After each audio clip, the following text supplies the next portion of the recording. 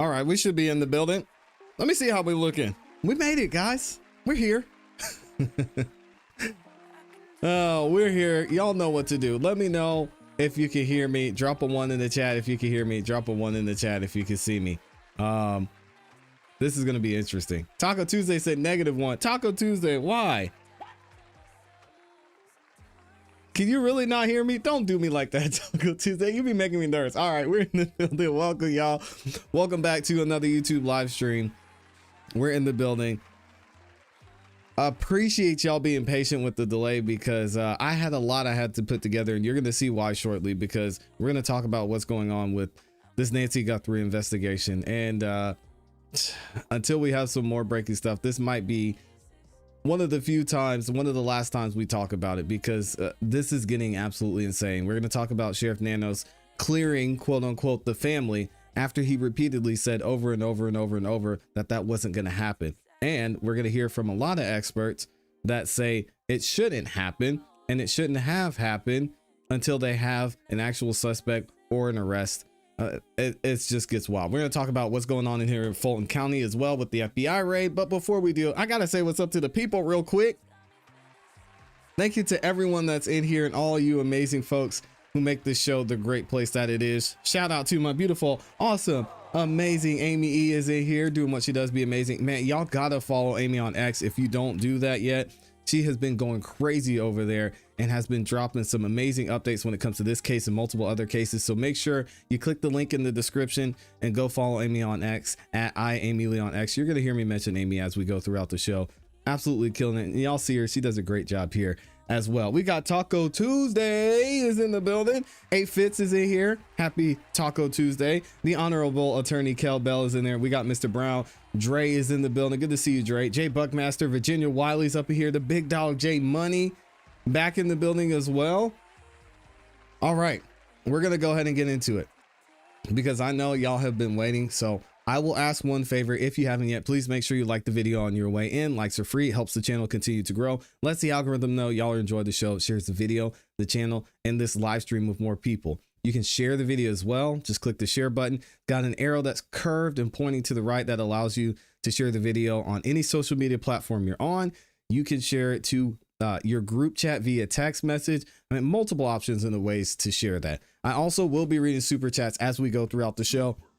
So thank you so much to everybody that sends in super chats and goes the extra mile. I will be acknowledging y'all as we go throughout the show. I see you guys already talking about in the comments what's been going on with Sheriff Nanos. We're not going to get to that first, although we do have some breaking news when it comes to this investigation. But I want to read this one comment I saw in the chat that said, as a former investigator, nobody's cleared until you have the actual person in custody. Anybody who says otherwise is political theater, or they're in on it. We're going to talk about this in a second, because the amount of people that are defending what Sheriff Nanos has done in this case is somewhat surprising to me, to be honest, because you can find live in 4K this man, Sheriff Chris Nanos, contradicting himself on numerous occasions. I mean, it's almost worse than any politician that I've seen. And we're going to go through it, guys. I brought the receipts, as you know, we like to do on this channel. And I'm going to show you instance by instance when not only did Chris Nanos say that this wasn't going to happen, but he's going to give us a reason why this shouldn't happen. So unless they have somebody that's under arrest, unless they have a suspect and they're not telling us, this man's completely going against everything he stood on at the beginning of this investigation. One begs to ask the question, why? Why is that the case? We're going to talk about it here in a second. Was nothing Nanos standing on your internet? Nanos was over here had me stressing. And honestly, guys, if we go, I like to reference that second press conference a lot. Although the first press conference, in my opinion, was bad. I like to reference the second press conference a lot because a lot of was said by Sheriff Nanos. A lot was said by the FBI, and some of it's not lining up with how this entire investigation has gone. So we've got to point it out. We've got to call it out. And we've got to ask why this is happening in that case. Not only that, But in the second interview, we're going to get into it in a second, the second press conference that Chris Nanos had, he said some things that I think you guys are going to be asking if it's AI, because based on this statement that was put out by Sheriff Chris Nanos on the Nancy Guthrie investigation, looking at that statement in contrast to what he said in those press conferences, you're going to see it's almost like there's two different people. Why that is, we're going to find out here in a second. So let's go ahead and get into it. We're going to kick off the show with some information about what's going on here in Fulton County. I know y'all have enjoyed the conversation about the FBI raid here in Fulton County. There's a lot going on there. We got Nathan Wade's going to be scheduled for another hearing coming up soon, and we're still waiting on some other people, specifically someone who is being subpoenaed or who has been subpoenaed in that case with the election interference case. So we're going to get into that in a second. He could ask for sympathy for the family without declaring them free and clear. We're gonna talk about it, guys, but we got to get into what's going on here in Fulton County first. Now, you all know I'm here in Fulton County, and we've got a lot of stuff going on when it comes to the election interference case being dismissed, Nathan Wade not showing up for the Senate hearing. We've got a lot going on that happened with this FBI raid here in Fulton County at the elections office, and we talked about it at length, and we're going to get to specifically how there's been some pushback from a lot of people here in Fulton County, specifically some voters who are concerned about their data now being in the hands of the FBI, and actually how their data is being handled, which in my opinion should be somewhat of a concern. So we're going to talk about that here. If you don't know, FBI raid went down here in Fulton County. They had a search warrant. We reviewed the entire search warrant and what was said in that search warrant here on the channel. If you missed that, go check out that video. The FBI got a search warrant. They want to look at some of the ballots, nearly all the ballots from what happened here in Fulton County in the 2020 election, which we know the president of the United States made a phone call back in 2020, trying to figure out and trying to talk to Brad Raffensperger about what happened during the 2020 election and how these votes seemingly came up out of nowhere. If they thought it was going to end with this case being dismissed, I've been saying this for over a year, almost years it seems like now. The president of the United States was not going to let that happen. So now the shoe's on the other foot. The president has the power to go and look into and investigate what happened in the 2020 election. That's why we're here. That's why the FBI raided the elections office here in Fulton County. Now we have some of the citizens here in Fulton County concerned about their civil rights and what's happening with their data and their information that is in these ballots. Check this out from 11 Alive News. Another story in our politics, and one right here in Fulton County. This is the latest development following the FBI's execution of a search warrant on the Fulton County election hub a few weeks ago. You're looking at video of FBI agents, evidence recovery teams working for a number of hours at the Fulton County election hub, recovering and seizing documents. Now, the NAACP, this is all according to the Associated Press, the NAACP and other organizations are now asking a judge to protect personal voter information that was seized by the FBI in that raid. Now, again, this could be another tactic for Fulton County and Rob Pitts to get the votes, or to get the ballots back, like they've been asking for, because as I believe, again, I'm not an attorney, but as I believe, the judge is going to deny their motion to get the ballots back, because there was plenty of probable cause with the search warrant, and we saw that in the search warrant that we reviewed here on the channel. So this could be another tactic being used by them to get the ballots back. Could it be could it work?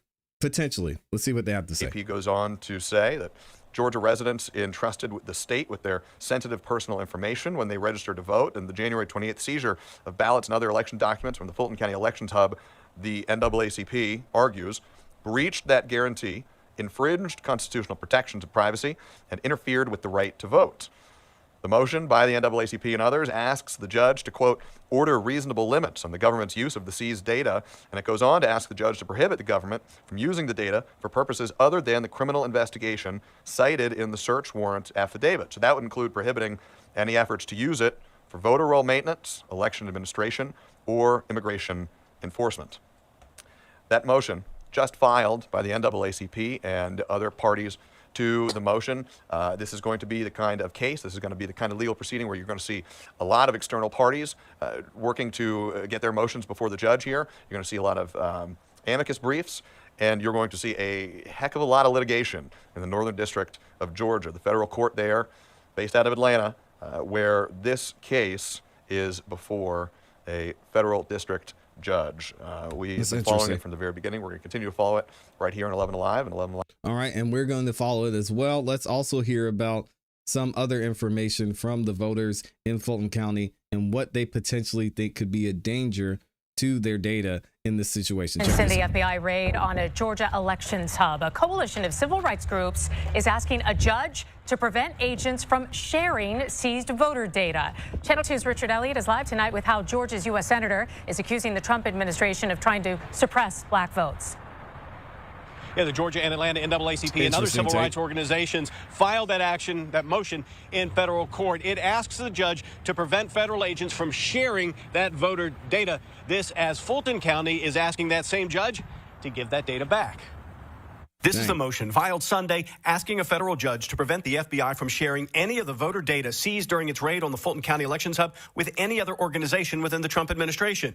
The NAACP and other civil rights organizations want to stop it, quote, before the federal government disseminates the seized voter information beyond the agents responsible for its criminal investigation. Gerald Griggs is the former president of the Georgia NAACP, and he's a civil rights attorney. He thinks there's a good chance this motion and the motion by Fulton County to get the ballots back could succeed. Well, I disagree, but let's hear from the attorney in a second. And I also want to point out in this case what Rob Pitts could have been mentioning and could have been referring to when he initially spoke on this and said that they wanted to be able to hand these documents over properly. It could be that they were trying to redact certain information, leave certain information out. That could be considered voter data.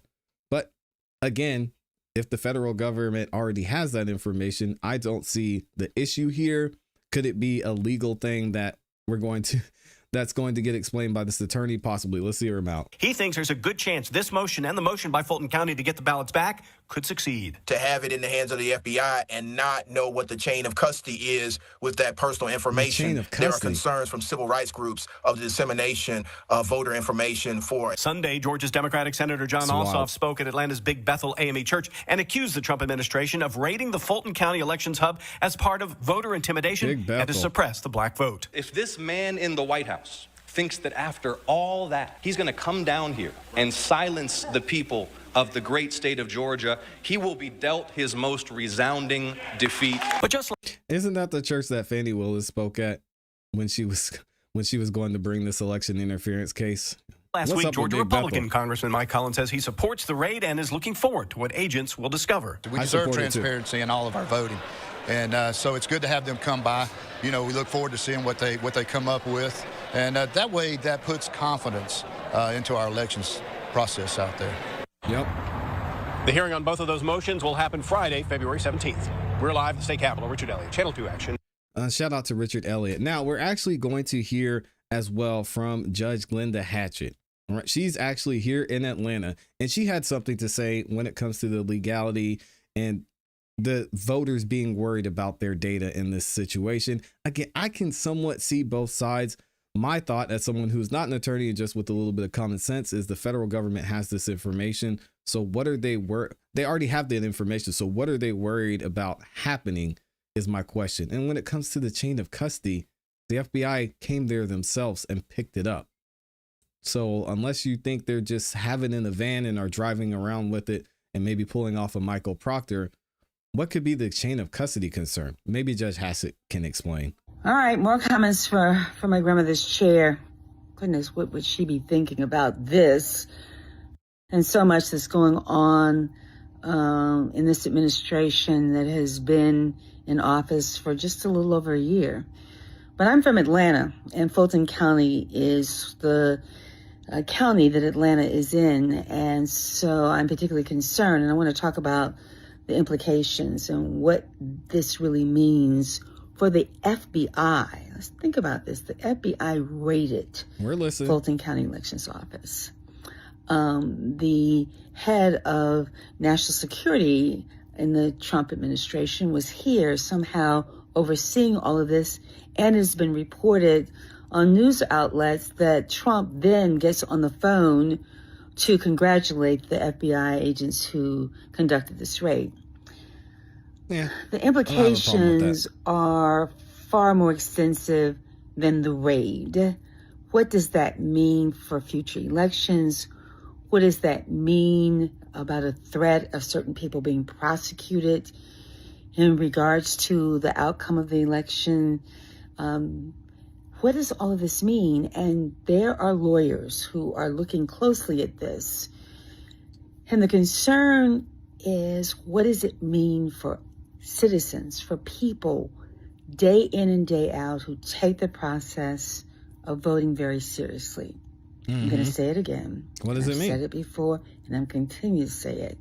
This democracy is fragile, and it depends on participation from people to vote their conscience without fear of intimidation or retaliation. Pay attention to what's going on. Okay, so again, and respect to Judge Hatchett for weighing in on this. I don't want to make a political stance on this. What I want to focus on is the truth. And here's the issue with the folks on the other side of this, Judge Hatchett being one of them. Saying this is a threat on democracy is confusing to me at this point, because if you look at just the search warrant and just what's being alleged, if you are someone who understands a basic level of what the law says, understands a basic level of what the FBI is implicating, understands a basic level that a Georgia magistrate judge looked at this search warrant and said, yeah, there might be something there. Why not just look into it? As a voter, what is intimidating to you about this? I mean, we've already thought for decades, ever since even before I would vote, we've heard that our vote doesn't even count.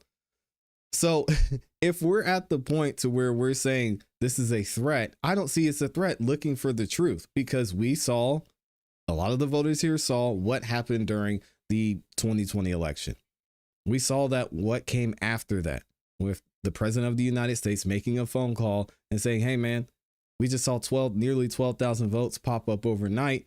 I'm missing some votes over here. I'm not saying I would have won the election, but something doesn't seem right. Then we heard more information come out about this. We heard issues from Greg Dolezal showing how the voter registration system is broken. We heard issues from the election board saying that, hey, this software, there's flaws in it. We know there's flaws in the software, but we're still going to use it because we broke. We ain't got no money. Sorry, guys. This is what we got. It is what it is. Then we heard other reports. We heard from the FBI of what's being alleged in this situation. We got to see more information and more information. We got to hear from the election. We got to hear from the elections board themselves saying that over 300,000 votes were not verified. 300,000. So take President Trump out of it. Take Democrat out of it. Take Republican out of it. Is this system broken? Is this something that needs to be looked into? And by leaving this alone, does that give voters here in Fulton County more of a belief in the voting system or less? Because right now it looks like there's a problem and we need to figure out what's going on. Do I completely trust the FBI to research this? No, I don't. But there's something there, and I want to do anything we can to figure out what happened in 2020 and why we're still at the same place we were then, seemingly. Let me know what you guys think in the comments and in the chat. Wow. It's wild, man. Shout out to y'all for listening.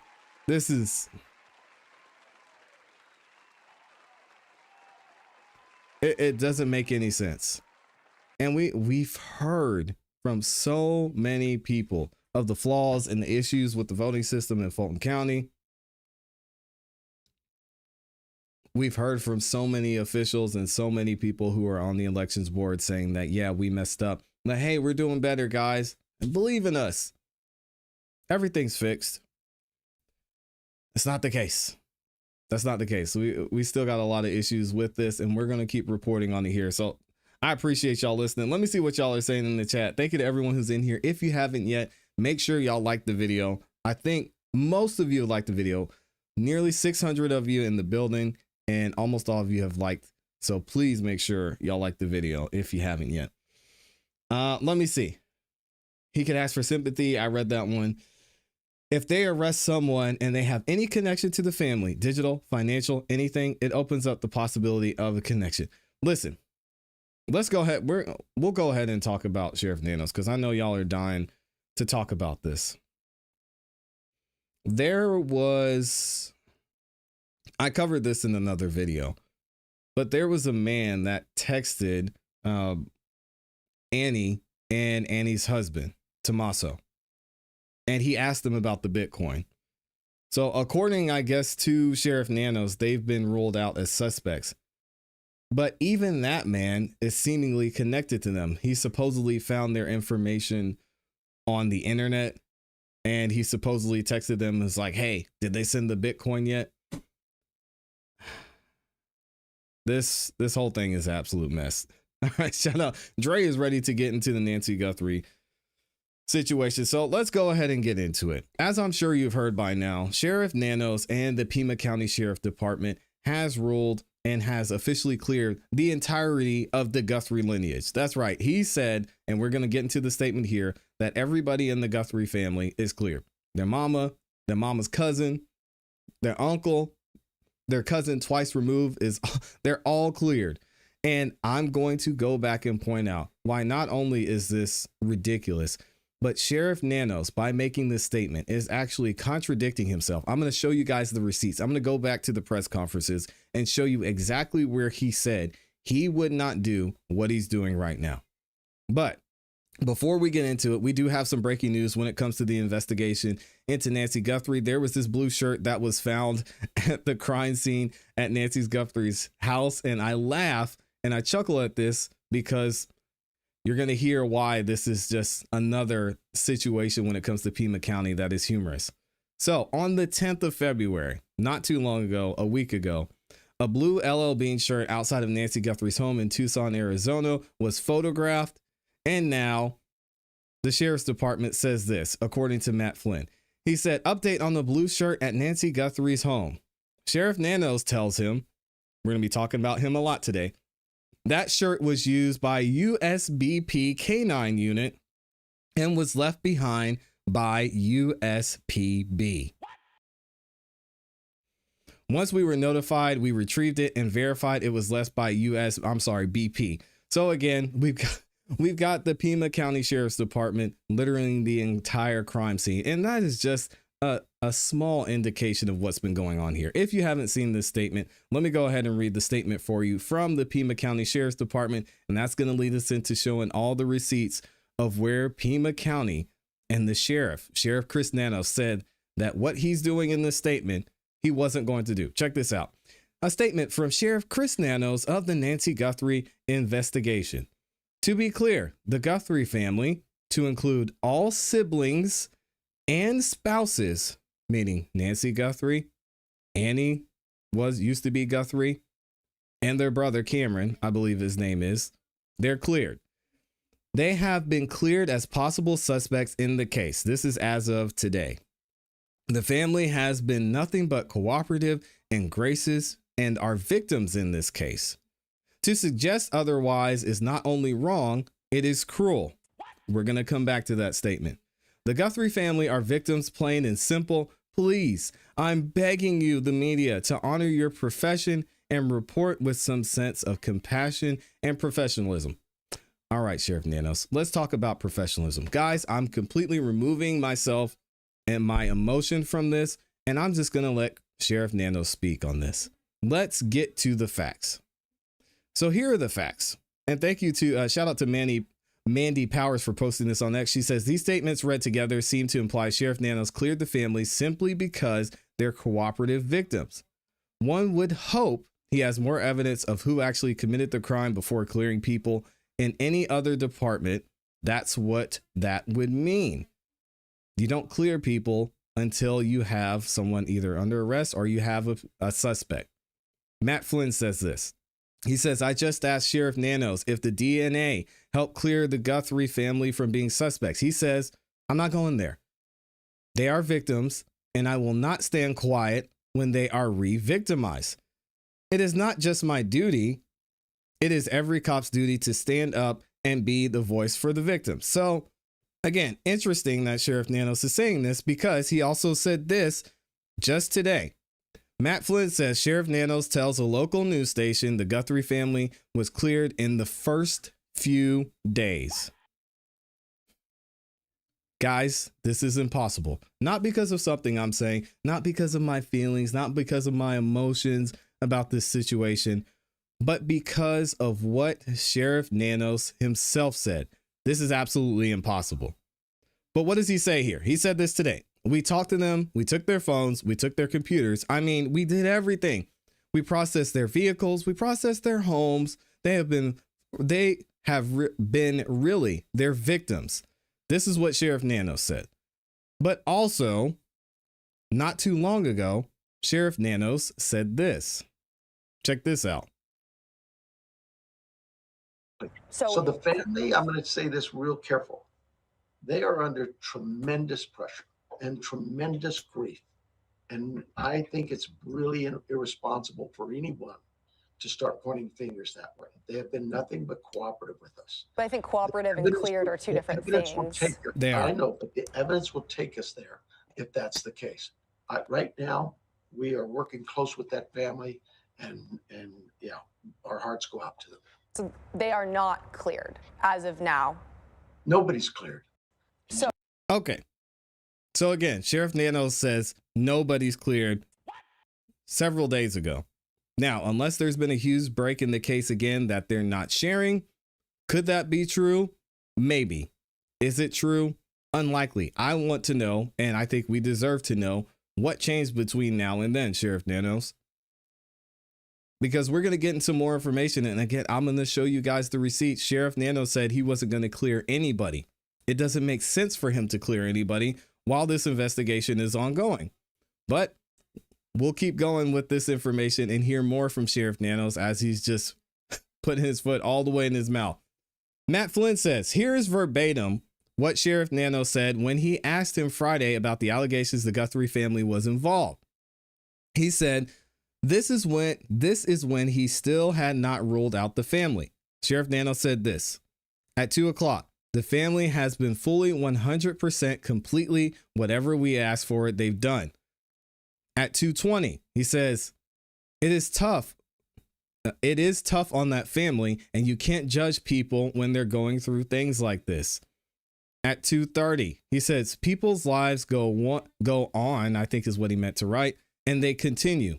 It just doesn't stop because you have a horrible crime in front of you.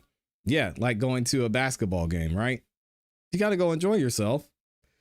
Their lives go on and they have grieving to do and things they have to somehow get beyond. Making accusations doesn't help that. That's just cruel. Look, if they're guilty, we'll find that. But to say they are have always been totally cooperative with us, and to this day, they still are. At 3:15, Sheriff Nanos says, I get mad at people who want to point the fingers at people for a hideous crime and have nothing behind that. You can't do that. That's not what this is about. Listen, you have 0 suspects allegedly. You have 0 leads. All your leads are trash. No one's been detained, arrested, and the people who were detained, they were released.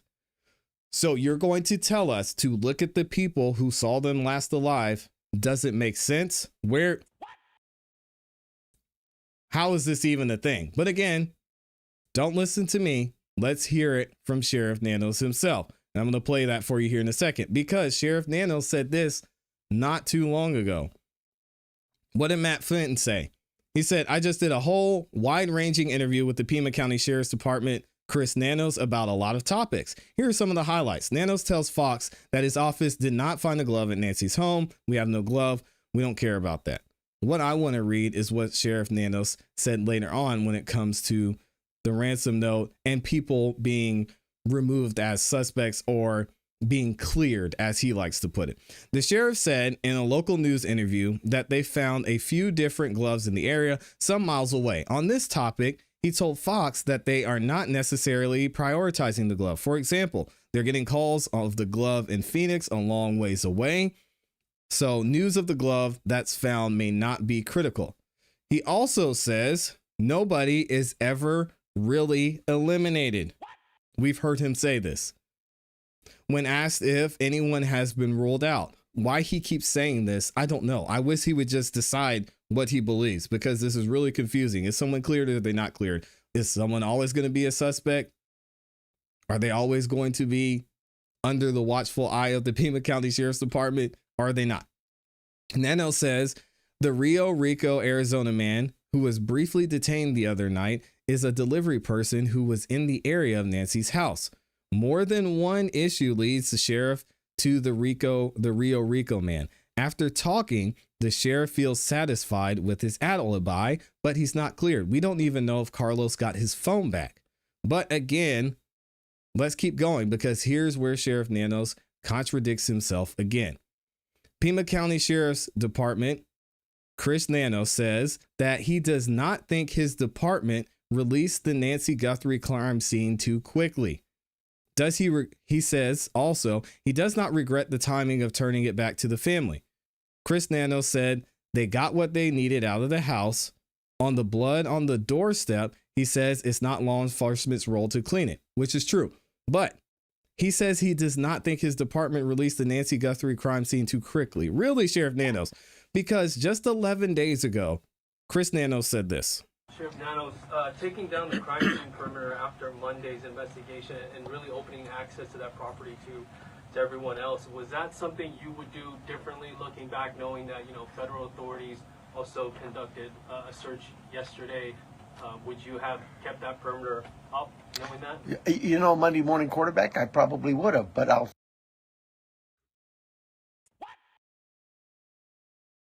I'm sorry. Do I need to rewind that for you guys? This isn't me saying this.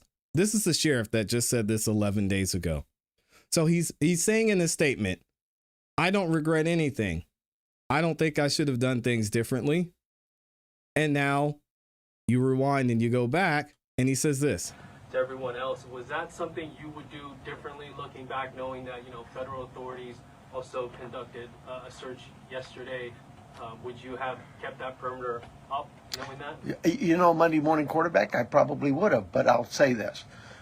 We processed the scene. We got what we thought was complete. My team did that. I have to have all the faith and trust in their abilities and their skills, and I think they went through that pretty well. But because another agency now steps in and wants to assist, we're just like with you, we're an open book. Absolutely. How can we help? One of the things people don't see, I heard your question about, and we left and then others could walk up. When we process a scene and we're done, we return that scene to in this case, the homeowners, the family. And we don't just go march back in there. We call the family again and get permissions to go back to the home. So yeah, there's, again, Monday morning quarterback, absolutely. I probably could have held off on that. He says it twice, guys. Not only did he say it once, he said it twice. So this completely contradicts his statement that he does not think the department released the Nancy Guthrie crime scene too quickly. What is happening here? Also, I've got another clip that I posted over on X where Sheriff Nanos had this to say about clearing people who were in the family, they were looking at in the investigation. This is insane. Sheriff, you said you've identified no suspects. Have you ruled out anyone she was with on Saturday night? We've talked to so many. I'm sure that my investigators have feelings about this one's clear or this one isn't. But no, I wouldn't say anybody's ruled out yet, because what if I rule you out and then later I learn something else? What if I rule you out and later I learn something else? Nobody is cleared. What if I rule you out and then I find out something else? He said it, guys. This isn't me saying it, so don't come at me. Sheriff Nanos said it. This one's clear or this one isn't, but no, I wouldn't say anybody's ruled out yet, because what if I rule you out and then later I learn something else? No. Sheriff. Yeah, seems pretty legit. So I want to go back and do another little backtrack and a reminder of what he said in this interview he just did a few days ago. This was just over the weekend. Sheriff Nanos did an interview with Brianna here and was talking about the investigation, how it's gone, what people are seeing, how they've worked with the FBI. And he, again, contradicts himself in this interview. I'm going to play this for you guys. I want to ask you a little bit about the press conferences. So I know PCSD has said multiple times you will hold a press briefing if there is a significant development. We've had this surveillance video come out that was huge. We've had somebody detained and released. So what does your department consider a significant development to address the media? You know, we discuss all of this, and it is a discussion with our team, the FBI, and talk about it. You know, if you go back to those press conferences, you'll recall who's standing next to me. The FBI. Oh, the FBI. They were a part of this. We still are a part of this. Nobody gets to say FBI we're doing this or we're doing that. It is we collectively sit down. The SWAT team used at the home in Rio Rico. Who was that going to be? We talked about it. FBI had that. So ransom notes. Who should handle ransom notes? FBI, you're great at that stuff. Give it to them. But that's the kind of process. I don't think what I've spent time talking to you about was probably 10 times as long as it talked to the FBI about, hey, let's send this to your lab or my lab. It's just, that was just crazy. And that's what got me out here. I know you guys want information, and we want you to have the information. That camera, the video that you see, that individual, people say, oh, we had it for days. We held that for less than 2 hours. We got it and said, we need this out there. And so you get it, you have some work to do to put it together because it's pretty fresh. So we sent it out because we know that's vital. It's generated more leads than anything else we can imagine. I would imagine. I mean, last question. It was key evidence. So last question, fumbling. Okay, I'm going to ask you one more thing then. Based on where we are now, that man was detained and then released. You said he's not clear, but he definitely is not still in custody. Are we any closer to having charges for the person who abducted Nancy Guthrie, and are we any closer to finding her? I think we're closer, yes, absolutely. Every Y'all believe him? Counts. That we had, just going back a couple of days, we had 18,000 calls. FBI had 14, 15,000. That's 30-some thousand calls. I have 400 cops, feds, state, local, all over the state, people volunteering. I would be crazy to say, no, I don't want your help. That's what's crazy about this with the FBI. So should we expect an arrest soon or charges soon? He don't know. I would hope so, but I can't say that. What I would tell you is look, all 400 cops out there, everybody's working hard. The community is working hard. We want Nancy home. That's the key. Does it happen in an hour? Does it happen in a day, a week, a month, a year? I don't know, but I know this. We're not going to quit. We're never going to give up. My very last question on that, just from based on what you said, is this still a rescue mission, or have you shifted into somewhat of a recovery mission? Where does that stand today? Wow. Every time we go out, we're looking to rescue somebody. And it still stands as that. You still believe that Nancy could be alive? I believe she is. Why would I not? The family believes it. I believe it. There's nothing to indicate she's not. So I'm not going to go there. All right, there it is. Let me know what you guys think in the comments in the chat. Sheriff Nanos, I don't know what you're doing, brother, but yeah, we got to get him off the mic. This is embarrassing, man. Thanks. Thank y'all for being here. Shout out to the gang. I don't understand who is advising him to do this. The Honorable Attorney Kel Bell is in here, says this is painful to watch. That is an understatement.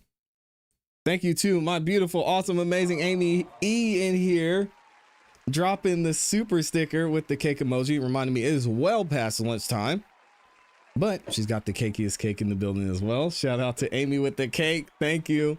I appreciate you so much, and for the support as well. Word salad, that's an understatement. That is an understatement. I don't believe him at all. I don't know anybody that does, because he just he contradicts himself. I just showed 3 instances of where he contradicted himself.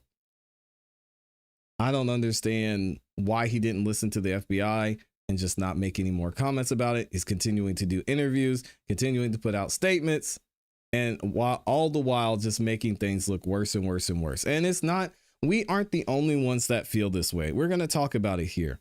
There are people within his own department that are going to absolutely obliterate Sheriff Nanos and what's been going on in this investigation. Y'all are going to hear it, and we're going to talk about it here. Just found you, love your channel and agree with everything you said. Thank you. I appreciate you being here. Thank you to everybody who's new to the channel as well. Make sure that you like the video on your way in. Likes are free, guys. Likes are free. It helps the channel continue to grow as well. Wow. And Kel Bell said what I have been saying for the past 2 weeks since we've been talking about this Nancy Guthrie case. Can you imagine this man being in charge of finding your mom? At first I was like, man, why are the Guthries hiring a private investigator? I see why now. Until the FBI says, hey, listen, Pima County's out of this. I don't know what's going on. We're going to take over. And even then, I mean, how much do you trust the FBI in this? I would like to think more than Pima County, but good Lord have mercy. This guy is embarrassing. Absolutely embarrassing. My guy, Big Will Wallace, is in here dropping the 50 bomb. Dang. Thank you, Will Wallace, for the support. Always showing up and showing out. What does he say? He says, Sheriff Nanos is confused as confused as the rest of us. Find Miss Nancy. Either maybe he's just a bad liar. I don't know. Maybe he's just a bad liar, and that's what it is. Because either he's hiding something, he's not being honest. I don't know what to do. I don't know what to do about this situation, man. And as Kel Bell said, can you imagine this guy being in charge of anything that you had going on? He seems completely and totally lost. Yeah, the case it's getting old, to be honest. And it's sad because there's a woman who is missing. There's a woman whose life is in jeopardy right now, allegedly. So I don't know. Shout out to Will Wallace, though. Thank you for the love, man. Thank you for the support. Can y'all type Will Wallace in the chat, or just type Big Will in the chat, man? Showing some major love. Actually, it looks like we might have some breaking news, so I got to cover this. Amy says she has some more information about what's going on with this investigation, specifically the glove. So let me see. TMZ, what do they have? Let me see what I can find. Date. So it looks like we might have some more information on the DNA on the glove that was found. One of 16 gloves that was found near the crime scene.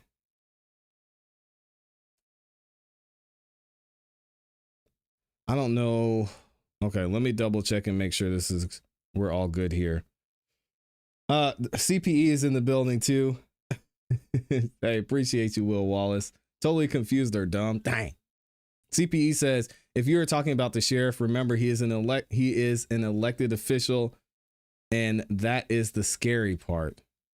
I mean, we elected Fannie Willis, so I can't really say anything.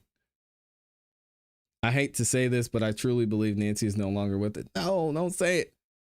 Her faith is what can save her. I believe that Nancy is still alive. Honestly, I don't think anyone wanted to harm her. I think these people just wanted money.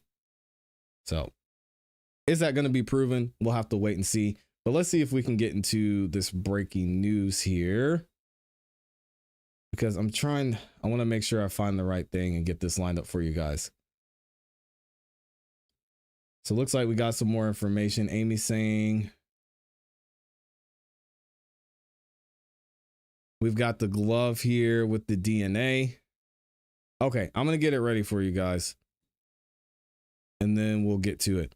No, her faith is what gets her into heaven. No, not what can save her. I mean, it's possible.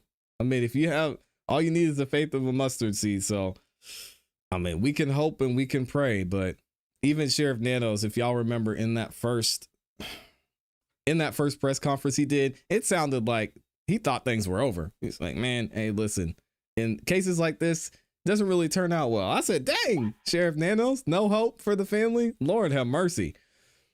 All right, let's get into this segment. This is breaking news as well. Did not know we were going to be covering this today, but Amy just talked about it and just posted this about 10 minutes ago. And it's looking like we have some breaking news when it comes to the DNA found on this glove. Now, we know this entire investigation into Nancy Guthrie's disappearance has been a complete and total mess. One of the issues were the gloves that were found in and around her home and in and around the crime scene. Specifically, there were over 16 gloves, according to the Pima County Police Department, that were found in the area. Some of the gloves belonged to investigators. Apparently, they were taking their gloves off and just throwing them around the crime scene. That and including a blue shirt that was left by the canine unit. We won't get into that.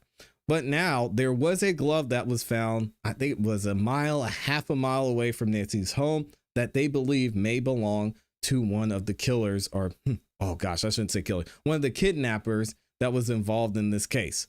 So Matt Flynn has this to say over on X. He says, breaking news, Sheriff Nanos, take that for what you will, tells Fox News that the glove, which was recovered about 2 miles from Nancy Guthrie's home, did not match DNA in Nancy's home and also did not have a hit in CODIS. Dang, looks like it might be another dead end.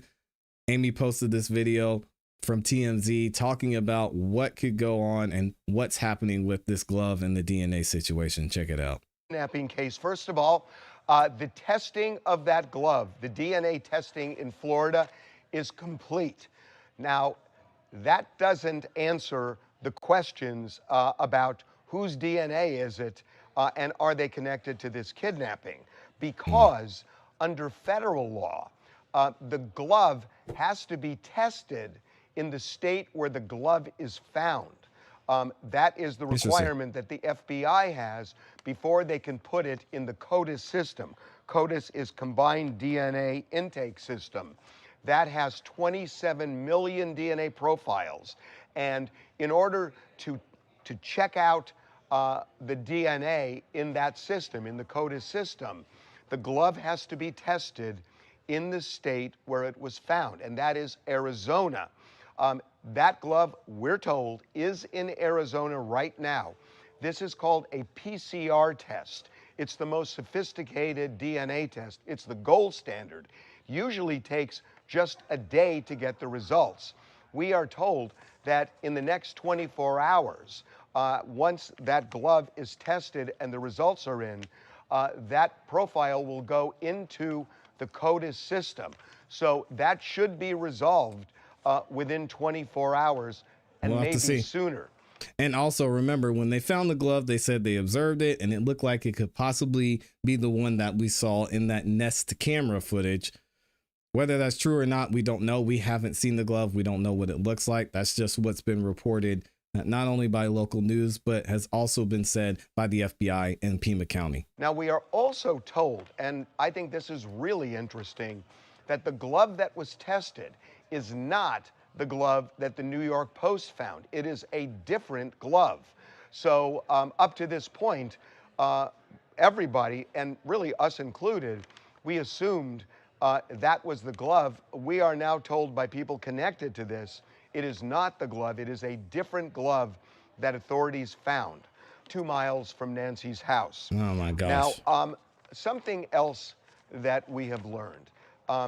There are stories out there that gun shops have been given around 40 names of people that the FBI wanted to check to see if people bought a certain type of gun, namely the gun that was in the holster of the presumed kidnapper. Wow. We told you this is a semi-automatic handgun.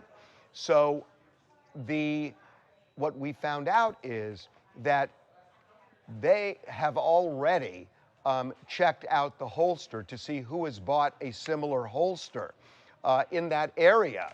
And the names that were given to the gun shops are people who actually bought that type of holster.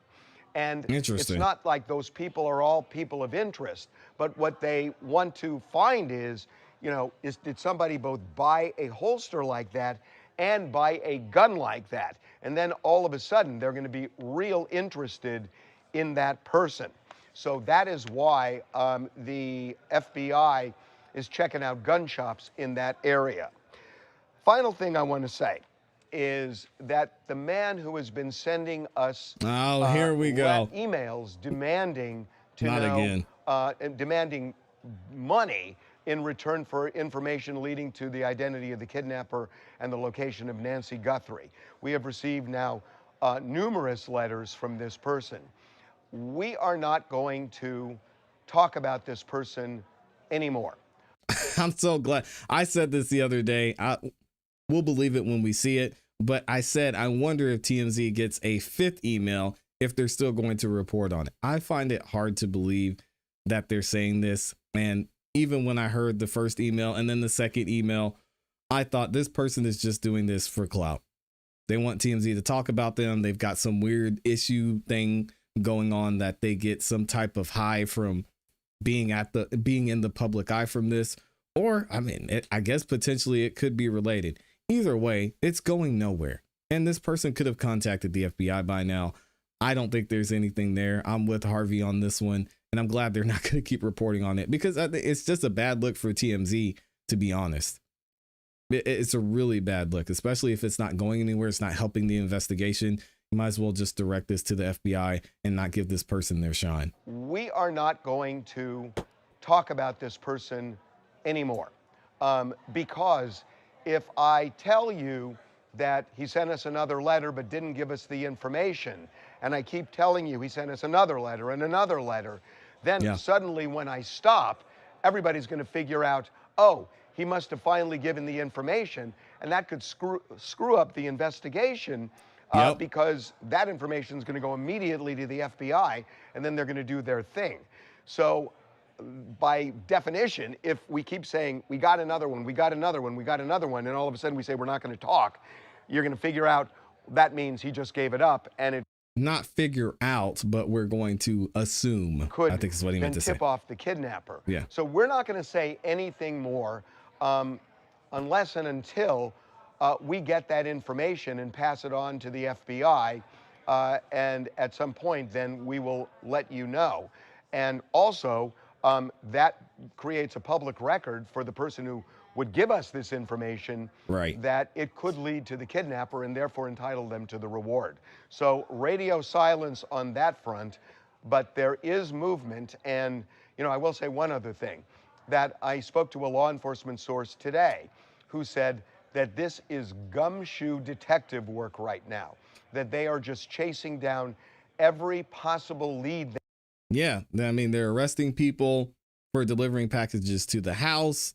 They're pulling people, taking people into custody at Culver's. They're going to other people's house, not finding anything.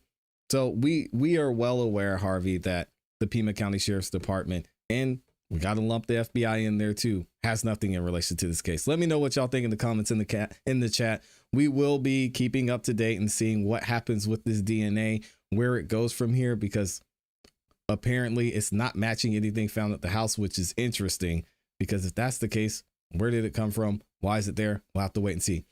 Thank you to Amy for making us aware of this. If y'all don't follow her, make sure you do that for up-to-date news at @IamyLeigh on X, at @IamyLeigh on X. Let me know what y'all think.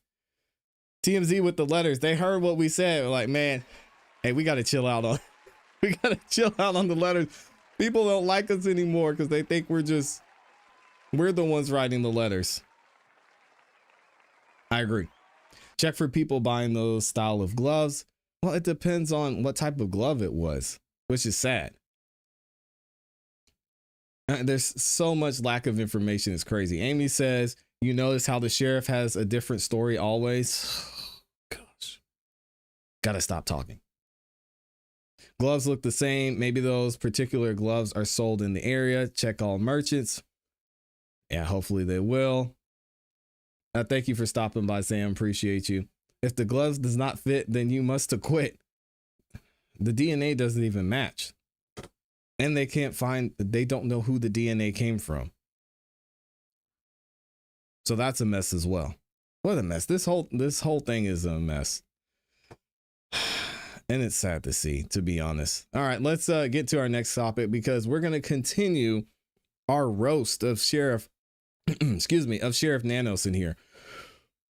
Because not only are we the ones, and several media outlets are the ones saying that Sheriff Nanos is just looking like he's incompetent, but his former and somewhat current, we'll call them co-workers, are starting to speak out as well. And it's shocking to hear what some of them are saying. I could not believe it when I heard some of this, but we're going to get into it. Y'all check it out. Again, we've got over, how many of y'all? 1,300 of you in the building. Thank you all for being here. If you could, please make sure you like the video on your way in. It's free, guys. It takes less than a second. And I know you're going to have a good time here. All right. Let's talk about it. And y'all are saying the son-in-law is possible. So Sheriff Nanos is under a lot of fire for the way this investigation has been handled. Really, from the first couple of days with the crime scene being released so quickly back to the family, and then the FBI coming in and saying they wanted to investigate again. Now we had the pool guy, we had deliveries, we had pizza going up into the house, people walking up and down the crime scene. It's just been an absolute mess. And then we went through in the last video, in the last segment, and we broke down exactly where Sheriff Nanos contradicted himself and in some cases lied by saying, hey, we're not going to clear anybody as this investigation is going on. Nobody is cleared. And then just today, he says the Guthrie family is cleared. Not only the Guthrie family, but the siblings and their spouses. He wanted to make that very clear, which is interesting. We're tired of it. We're sick of it. We don't want to hear from Sheriff Nanos anymore. And now we're going to hear from some of his former co-workers and from a current sheriff deputy that is going to say how disappointed he is in the way this investigation has been handled. Let's hear from the experts. We have a former Pima County Under Sheriff Rick K, because I'm going to mess up his name, tells Brian Enton that Sheriff Chris Nanos has an exorbitant ego.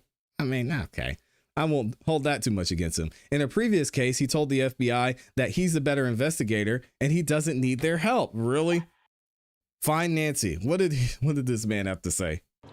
And it should have been recognized initially that once this is labeled an abduction, get a task force together and bring on the FBI and ask them to take it over. Why do you think that didn't happen? Unfortunately, the sheriff, Chris Nanos, has an exorbitant ego, and he, in one case I can think of prior to this one, told the FBI he's the better investigator and he doesn't need their help. And it was a critical case that we needed their Shocker. help with. This one, in particular, they have far more resources than the sheriff's department has. Yeah, and they should have taken this over from day one, to be honest. And especially once the president of the United States got involved, they should have went ahead and said, hey, Nanos, I'm sorry, I know this is going to hurt your feelings, but go ahead and sit down. Which happened, which is my opinion, the reason he was at the Arizona game. He was out there pouting. So check this out. We also have an article here from Tucson.com, local news, that says this. Sheriff Nanos gets a vote of no confidence from a deputy group. Yes, this was just posted today. Pima County Sheriff Chris Nanos has received a nearly unanimous vote of no confidence from a union representing deputies that cited years of frustration at the lack of competent leadership and mismanagement. How do y'all think the Guthrie family feels? They're going to hear this. They're going to watch this video. I know y'all are going to share this and they're going to see it. And if they haven't seen this article yet, I can imagine how they would feel knowing that this is the person who is heading up this investigation. In a post Tuesday afternoon on its Facebook page, the Pima County Deputies Organization says the no confidence vote against Nanos passed by 98.8% among the 86 deputies of more than 200 eligible members who responded to the poll. Wow. So it's not just us guys, it's the professionals that see this BS and say this ain't right.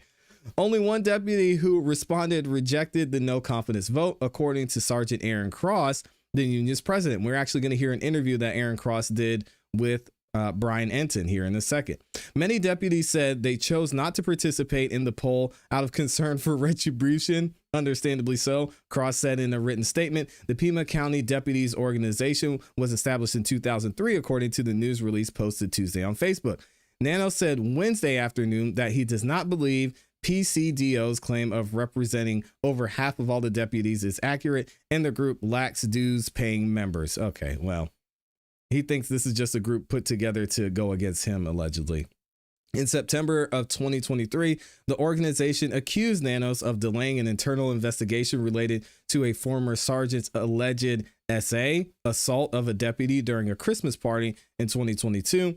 The female deputy alleged that the lieutenant, the captain, and chief knew of the assault, but that Nanos put an internal review of the way the incident was handled on hold. The Pima County Board of Supervisors' requests for an outside agency efforts were eventually approved twice. In November, Arizona Attorney General Chris Mays accepted the request, saying the agency will conduct a complete criminal investigation into the alleged actions taken by Nanos. After the allegations were made, Nanos said an internal investigation into the alleged misconduct could have interfered in the criminal case, a claim the union says has purposely confused the public in statements. That doesn't surprise me either. In February of 2023, we relayed to Sheriff Nanos, who cited low morale as a reason he ran for sheriff. A department morale poll of the members, which showed it was near rock bottom, the union says. Nanos ignored the polls and responded with his usual management method, retaliation to force silence. So you don't act right, you're gonna face problems. Wow. Among others, the group accused Nanos of creating a get out of jail free card due to a new procedure at the Pima County Jail. Sheriff Nanos and his handpicked team of senior commanders have created a toxic culture of incompetence and retaliation. I believe it. Day by day, it weakens our beloved agency and undermines our ability to serve our community in an effective manner, the union says. Until changes happen, experienced deputies will continue to leave, criminals will continue to roam our streets, the public will continue to be underserved, and the inmates under our care will continue to be at risk. And they go on and on and on and on. Sheriff Nanos says that he feels like the group is there because they're trying to target him, and he complains about it. We're going to hear actually from this gentleman mentioned here, Mr. Cross, and he's going to explain exactly what he's seen and exactly what he's seen from Sheriff Nanos and how this investigation has been a complete mess. I'll leave a link to this full interview from Brian Enton in the description for y'all so you can go watch it. Check out what Mr. Cross had to say. I also want you to hear my interview that I just did with Sergeant Aaron Cross, who is a Pima County Sheriff's Office Sergeant. And I've made a lot of sources on the ground here, but it's difficult talking to people within the department on camera because they can get in big trouble for speaking. What's interesting about Sergeant Cross is he is also the union president, so he has protections and can speak more freely. He's not on the inside of the Nancy Guthrie investigation at all, so he can't speak about what's happening from the inside of the investigation, but he has a ton of expertise when it comes to this area. He's been with the He's an expert. Sheriff's Office for almost 20 years. And he also is able to talk about, and openly, which is difficult here because people are nervous to talk badly about the sheriff who are still working there, but he can talk about concerns that the deputies have about the sheriff, about the way the investigation has been handled, and why he thinks the FBI should have been brought in sooner. So listen to my conversation with Sergeant Cross. The first thing I wanted to ask you about was just this new FBI statement that I showed you. First of all, apparently there's a lot of gloves that have been found. Yeah. What do you make of that? I mean, I guess these gloves are used for all sorts of purposes, it seems. It is pretty common. It could be from investigators. It could also be, I mean, we have a large amount of homeless that live and camp in the area. We also have, we've experienced a lot of nighttime car break-ins in this area as well. So, I mean, it could be from any one of those things. Hopefully it's related to the Guthrie kidnapping or incident, and they're able to get some DNA out of it, and it breaks the case open. But I understand it was found a couple miles away. Hopefully, as he's driving away, he throws his gloves out the window. Maybe we'll get a lucky break, but there's a lot of possibilities. It just seems like that would be a dumb thing to do, though. I mean, I agree, if you're the Brian. suspect, Yeah, why wouldn't you bury them or hold on to them? You Yeah, know? it seems very unusual. He seemed to be very prepared and very careful, at least on the video that was released, and so it would seem very out of character for what we're able to see. But hopefully we'll get lucky. And you are a sergeant with the Pima County Sheriff's Office, and also the union president. Yes, sir. So you're able to talk to So us he's currently about some of these working issues there with the department because you're protected. Correct. By the, which is why we haven't really been able to talk to anyone else within the. Yeah, I can speak on matters of public concern and have some protections from that. Do you ever get nervous about retaliation? Oh, all the time. I'm sure I'll be drugged in to answer questions about this very interview. Okay. So. What is the... Well, good for him for speaking out. I mean, how many deputies did you say are in your union? So we have a little over 300 out of the about 396 detectives and deputies in the department. So almost everybody. Wow. Yes, sir. So what is the feeling right now within the department? I mean, you guys have the eyes of the world on you. Yeah, it's tough. The deputies, they haven't been impacted as much. The detectives, though, they're working, I mean, some of them are working 8 days straight. Some of them have put in 70, 80-hour weeks for the last couple weeks. So they're doing everything possible to try and solve this crime. They're working very hard, sacrificing a lot of time with their families, and they're doing everything they can. But it's definitely taking a toll a little bit. You can tell when you speak with them. There's a little bit of burnout. I get that sense. They haven't vocalized that to me, but you can tell it's been a lot. And working 80 hours a week, 70 hours a week, that's a tall order. And a lot of pressure. I mean, everybody wants to find Nancy, you know? Certainly, yeah. The whole, it feels like the whole world, or at least the nation, that their eyes are on us. And so there's a lot of pressure internally as well as externally to try and solve this quickly. Is it true, and I just heard this from some people around the sheriff's office, that the homicide team is pretty inexperienced right now? They're pretty new, and that goes for really all the departments. So we have... And the reason we just heard in the article I read that's happening and they're having so much turnover, what the union is saying, or what this group is saying, is because that Sheriff Nanos has been incompetent, people have felt threatened, and they don't want to work there anymore. So he's driving away all the professionals that they need. 96 detectives, 45 of them are Detective 1s, meaning they're pretty new.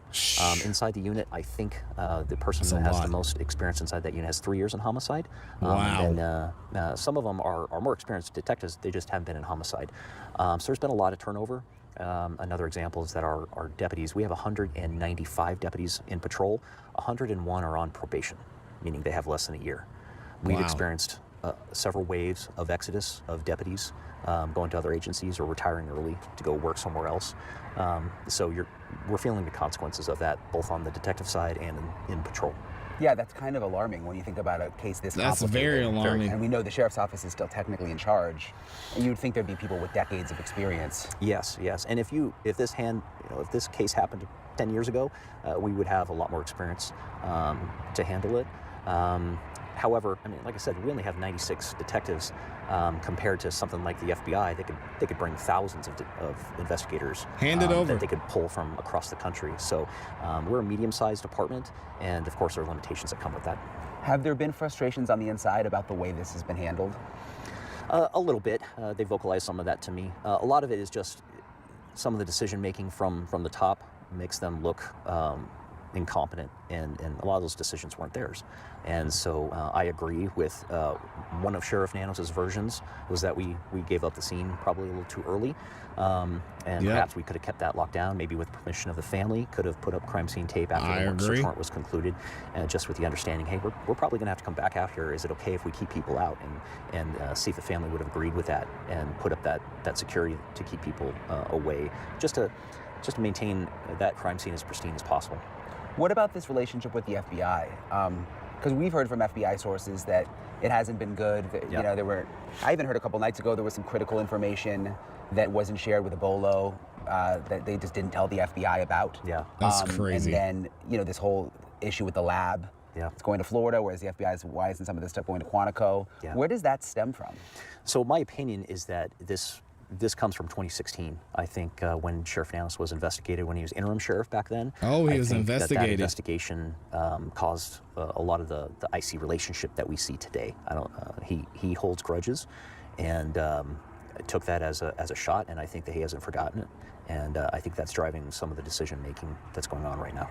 Do you think the relationship is getting better at all, though? Because when we went out to the search warrant I guess that was on Friday night. You know, the FBI was there for that. Yeah. It was and it was your SWAT team, but then it was an FBI search warrant, federal search warrant. I mean, do you think they're trying to mend that now, or what's your sense? If there's any efforts to mend the fences between them, it's only because of public pressure for him to do so. But I think that this case, what worries me is I'm worried that this case has become an ego case for him, and that this is our chance to one-up the FBI, or to show that we're as good as the FBI. And I'm not sure that should be driving the decision-making. We have very capable, hard-working detectives.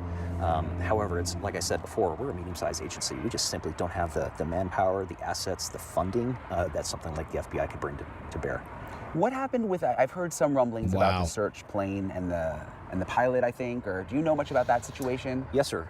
It was a pilot / TFD, the tactical flight deputy. So our plane has two people in it. It's the pilot and the person behind him who is operating the high definition cameras, the FLIR, all that. And so there was a pilot / TFD who was normally assigned to work that day with a pilot. However, he was transferred the week before, I believe on January 25th. And he was transferred back to patrol, and as a result of that, he was not replaced. And so as a result of that, the plane was not able to be used immediately. From what I understand from people who worked that day, the helicopter was initially used because there was a pilot at the hangar and a helicopter pilot, so they jumped in the helicopter and responded. And that has some benefit. When you fly a helicopter around a missing person, oftentimes people, they go out of their house to go, what's going on? Why is their helicopter flying so low around the neighborhood? And so when you get people out of their houses, sometimes they'll see a disoriented elderly person or someone in need, a small child, and they'll call 911. However, eventually they called the TFD out that day, and then they flew back to the hangar, I understand, and then got the plane out of the hangar and got it overhead. But that took 2 or 3 hours from what I understand. Yeah, and that whole situation was weird as well. Sheriff Nanos basically got upset with the operator, grounded the flights, and then they weren't able to get the information they needed in that short window. Again, this is insane. And this interview goes on at length just about Sheriff Nanos and the issues. I want to know what y'all think about this in the comments and in the chat as well. It seems like something that's been going on for a long time, and clearly Sheriff Nanos, it's time for him to go. They need some changes there. I wonder who will run against him. We'll have to stay updated on that too, as well, for you guys. Thank you to the gang, man. Appreciate everybody who's in here. Woo. Sheriff Nanos is getting cooked. It's embarrassing. But we got to tell the truth. I mean, this is what's happened. We're not making this up. Now, could the union be trying to get someone else in there, and that's maybe part of the reason that they're going at Sheriff Nanos? Possibly, but the record speaks for itself. And then we've seen it play out in 4K. We've seen it with our own eyes. Not only Sheriff Nanos contradicting himself, but the way he acted and what he's been saying since the FBI got involved. He clearly wasn't happy at all. Shout out to Mr. Brown dropping the 20 bomb in the chat. Thank you, sir, for the super chat. Says 17 months. Thank you. I appreciate you, Mr. Brown. Glad you're doing well. Glad you're recovering. And I'm thankful that you take the time to support as always as well. It's always good to see you in the chat, man. I appreciate you too. Nanos should hook up with Fanny 2Ps in the pod. I don't know, man. I'm about to put Fanny and Pam Bondi in the same pod, because they are over there wilding out there in these hearings. Good Lord.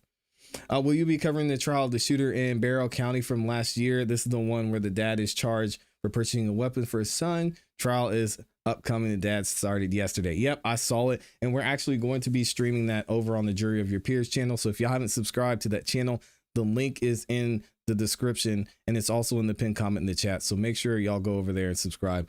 We'll be streaming that as well. Thank you for bringing that up too. I appreciate it. So cool. Army here. Oh, okay. Shout out to y'all. Thank you for your service. A salute. Yep. It's our bond. I'm 70. I got out when I was 17. My dad stayed in for several more years. Have peace, dude. Great job. Thank you, Cass, for the love and support. I appreciate that. And thank you for your service. Thank you for your dad's service as well. That's amazing, man. I love and respect the military so much. Yeah, so y'all awesome. Thank you so much. Actually, we just got an update from Amy. Oh my gosh. Amy said it looks like Sheriff Nanos is about to do a press conference. Lord.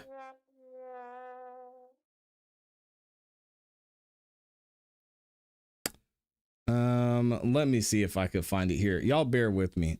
What I'll do is I'm going to, while I'm researching this, I'm going to go ahead and play some more of this interview from y'all that Brian did, and then I'll see what I can find. Yeah, thank you so much for your service. So did the sheriff have an issue? You said the person was transferred out. Yes, sir. What was, Let me see if I can find it. There's a minor demeanor complaints with the pilot. I think he'd been around 17 years, and there's some demeanor complaints and behavior with his interactions with some other people inside the unit that, in my opinion, could have been handled a little differently.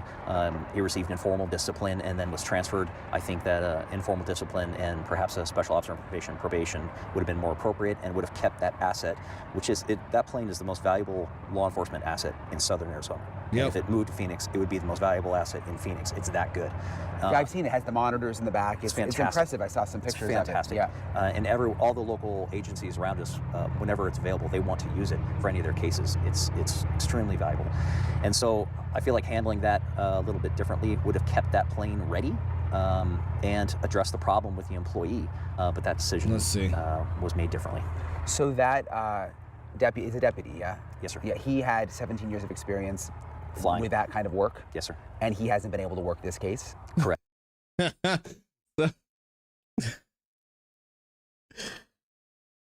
Oh my God. You guys aren't going to believe this. So I just said Amy said there was a press conference scheduled. I don't know if Amy's seen this yet or not.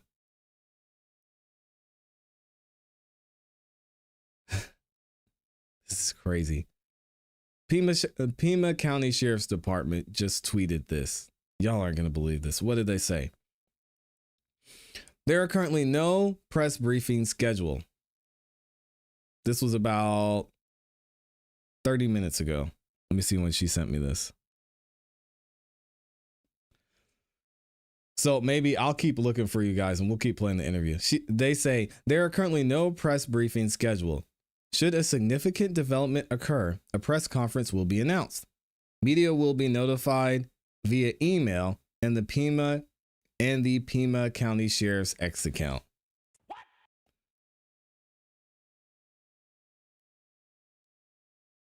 And then they said right after that, DNA evidence from the gloves found approximately 2 miles away from Nancy Guthrie's residence was submitted to CODIS and produced no matches. There is no additional DNA evidence that was found at the residence that is also being analyzed. We already knew this, guys.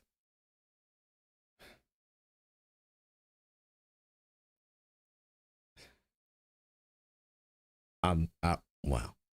Correct. And he started as a TFD that we then made into a pilot. So he had 17 years. I'm going to call Amy real quick. Hold on a second. But he's been a long-time pilot, was a long-time TFD, and was very good at his job. So he could be helpful right now. Yes. That day, they would have been up quickly, and perhaps the searchers, because when this first came out, we initially believed that it was an elderly person who may have bumped their head or something and walked away. And so having that plane up with its capabilities would have allowed the search and rescue team to, in my opinion, more quickly realize that she's not in the area. And maybe we need to start looking somewhere else and thinking about this differently, especially considering the blood drops. Tell me a little bit about, I read about a no confidence vote for the sheriff. Yes, sir. When was that? That was, if my memory serves me correctly, it was in 2024, early 2024, I believe. And we took an anonymous no confidence vote, and it returned, except for one vote, it was unanimous no confidence in Sheriff Nanos. And that was done to kind of try and get the word out to the public, to the voting public in Pima County, that we've got some real issues in this department. And that's all, yeah, I mean, so everyone except for one person in the union said no confidence. Yes, sir. And my opinion is he probably didn't understand the vote and maybe made a mistake. So what are the, I mean, so why does it seem, so why don't they like him? Well, I think former Chief Deputy Castigar kind of gave you some insight into the issues going on with Sheriff Nanos. He has an ego that's difficult to describe without sounding hyperbolic. And it drives a lot of his decision making. He's very retaliatory. Their favorite version of retaliation is through transfers, which has impacted nearly every unit in this department and decreased our overall readiness, in my opinion. Nearly every unit, he's got little man syndrome. Experience and expertise that was there was transferred out for whatever reason, and there are real impacts to that, and it lowered morale. And so there was a lot of hope that in the election in 2024 that we would have a change at leadership. And when that didn't come to pass, very close, but when it didn't come to pass, that's when we started seeing these mass exodus of deputies and detectives. How close was it? 471 votes. So he lost by 400. He won by 471 votes. Yeah, 471, 481, less than 500. Okay. It was so close it had to have a mandatory recall per the Arizona state law. And you mentioned the transfers, and you said it was like discipline by transfer. Is that what happened to you? Oh, yes, sir. So when I became president in 2023 of our union, I initially decided, hey, let's take a morale poll. And so we did a morale poll. It came back pretty low, and it came back with some comments, and I thought that those comments would be beneficial to someone in a position of leadership. So I quietly compiled them on a professional letter and sent them to Sheriff Nanos, just put it in his basket, and he could have thrown it away. However, he took exception to that and responded by transferring me to a position to hurt my family. That was confirmed later by former Chief Deputy Castigar. Oh, dang. I'm not going to lie, y'all. I didn't get this far in the interview. So this man has personal experience with Sheriff Nanos retaliating? God. What do you mean to hurt your family? So I was on midnights because I had small children and my wife worked during the day. They knew that. And about 7 months before, one of his chiefs threatened me to move me off midnights. And I explicitly reminded them that I'm on midnights for my family. But when I sent that letter, they responded by transferring me to a day shift so that I would not have that time with my children. And did you get transferred to like an office job at that time? Or? Yes, sir. So what is, you don't even, how much experience do you have? This will be my 26th year. I am the second most senior sergeant in the department. But you're not out on the street? No, he has me taking calls, phone reports. So if your garden hose gets stolen and you want to make a phone report, I'm handling those currently. Yo, this is crazy. Shout out to Brian for this interview. This is the second most experienced man in the Pima County Police Department. And he's answering phone calls? God. Wow. No wonder they formed this. No wonder they formed this union. This is crazy. Does that feel demeaning? I mean, with all the experience you have? I'm the first and only sergeant in the history of our department ever working that position. It's normally reserved for injured deputies so they can still work while they're recovering from their injuries. So I've covered, I've interviewed unions before, like with a lot of different things. And sometimes, a lot of times the unions don't like the boss. Yes, sir. Or it's about pay. Yes, sir. So that's not uncommon, but is this different, do you think, than other places where, because the unions always seem to have some kind of issue, you know what I mean? Yes, sir.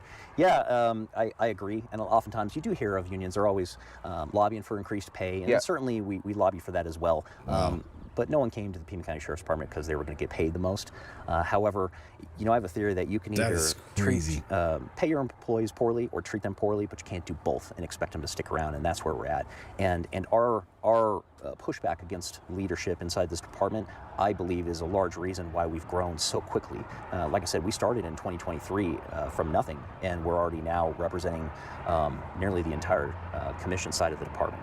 The other thing I found covering sheriff's offices around the country is sheriffs have a lot of power. I mean, they're elected. Certainly. So sometimes, or many times, the deputies love the sheriff. It's like the opposite of what you're saying. Yes. And even though maybe they don't get paid as much as they should or as much as they want, like the sheriffs have their back. Yes. And it's different than working for a police department where there's a city council and they almost, the sheriff really protects the deputies. Yes, sir. But I guess that's not the case here. No, and it's pretty unusual. But it is around here, right? I mean, I've interviewed some other sheriffs. It seems like other sheriffs are really liked. Yes, sir. And the counties that are next to us, their sheriffs are very popular. Pinal County is a great example. They're directly to our north, and their deputies adore their sheriff, from my understanding. Ours is different because of how he runs the department and the retaliation that they do to the deputies that speak up or even perceived to be against Nanos, or even he heard them say something against him. Because of that, we had a couple dozen of them protest with me against the sheriff during the last race, and I am unaware of any other instance where deputies protested against their sheriff for an election race. But it happened last time, but it wasn't without risk. Amazing. A lot of those guys did it while wearing masks, just to protect themselves from retaliation. Yeah, that's unusual, huh? It is. The situation inside this department I would describe as very unusual. So the whole world is watching now because of Nancy Guthrie. I mean, do you think all of these issues that you've described have had an impact on the investigation? 100%. 100%. The experience level inside our CID, like I said, they're hardworking people, but everybody needs mentors. You know, I cannot imagine starting as a new deputy or when I was in as a detective and not having mentors to help me out. You need that. They make you better. And when you have questions or when you have a high-profile case, they're the ones that you want to go to. But from what I understand and what I'm being told, there's not a lot of that right now. Like I said, we're a very young department. 45% of our commissioned deputies and detectives have less than 5 years on. We're very young because of this turnover, and it's having a real impact. And when we need that expertise, that seniority the most during high-profile incidents like this, they're simply not there. So I believe it is having an impact. That is amazing. I would love to hear more of this guy's story. We might have to get Mr. Cross up here to talk about what's going on, because I'm sure this isn't the first instance and the first case he's seen Sheriff Nanos retaliating, and to see it happen to him, being the second most senior in that department, is crazy. Let me know what you guys think about this in the comments in the chat. This interview is crazy. Shout out to Brian Enton for doing this great interview. We might have to hear more from Sergeant Cross there. Wow. Y'all are amazing, man. Thank you for the love. Again, thank you to Mr. Brown going crazy over there. He gifted a bunch of memberships too. Sheesh. Thank you, Mr. Brown. Make sure if you got a membership from Mr. Brown, you say thank you, show him some love and support over here. Not only giving you a chance to check out the members only content, but you get your name highlighted in the beautiful green, and you get instant access to all the videos we drop here on the channel. So thank you again, Mr. Brown, for the major support today. Thank y'all for liking the video. Make sure you like the video on your way out if you haven't yet. Also subscribe. If you enjoy this content, subscribe, y'all. We have some great conversations, some great content for you. So go ahead and do that. Mr. Brown, thank you also for dropping the 20 bomb. Shout out to the major sponsor of today's show, my guy, Big Will Wallace in there. And then, of course, as always, my beautiful, awesome, amazing Amy E. We're going to be back tomorrow. So again, y'all make sure you stay tuned. Subscribe if you haven't yet. Hit the notification bell so you don't miss any time we go live or drop a new video. Also, click the link in the pinned comment. Y'all go and check out and subscribe to the Jury of Your Peers channel. We're actually going to stream the first day of that excuse me, that trial that started yesterday. So if you don't know what I'm talking about, go over there and check out the trial. And we're going to talk about it over on that channel as well. Look forward to seeing y'all there. Have a great rest of your day. And as always, you know what to do. Keep growing, keep pushing, keep it classy. We go. Peace. Whew. Sheriff Nanos, man, what a